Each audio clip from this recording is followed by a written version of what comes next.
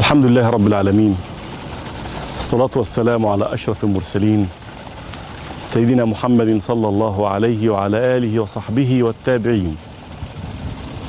على أعتاب العشر الأواخر من رمضان آن أوان شد المئزر والإقبال على الله سبحانه وتعالى والخلوة برب الأرض والسماوات.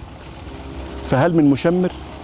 كما قالت أم المؤمنين عائشة رضي الله عنها: كان إذا دخل العشر الأواخر من رمضان على رسول الله صلى الله عليه وسلم شد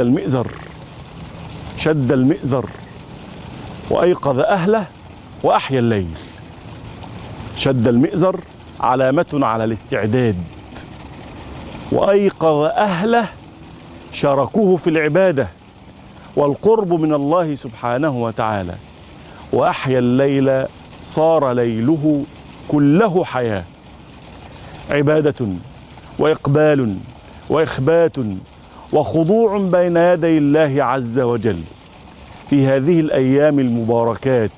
أخي في الله، اخلو بربك، قدم له ما عندك من خير ليرى الله سبحانه وتعالى منك الإقبال على الطاعة، فهي أيام يسعد فيها العبد بلقاء الله عز وجل، فالشقي من حرم فيها رحمة الله عز وجل.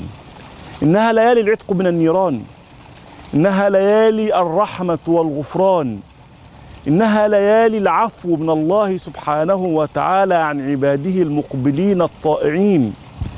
هذه الليالي التي معها تمحى الخطايا وتزال الذنوب ويتقرب فيها العبد إلى ربه سبحانه وتعالى. هذه الليالي التي فيها ليلة خير من 1000 شهر. فأين المشمرون؟ وأين المقبلون على الله؟ وأين الذين يلتمسون الفضل من الله سبحانه وتعالى؟ أين الذين تتجافى جنوبهم عن المضاجع خوفا وطمعا ومما رزقناهم ينفقون؟ في هذه الليالي تسخو النفوس، فاعفو عمن ظلموك وسامح من أساءوا إليك، واقبل إلى ربك سبحانه وتعالى تطلب منه العفو والرحمة والمغفرة والتجاوز عن الخطيئات. فهذه الليالي ربما تدرك فيها ليلة القدر.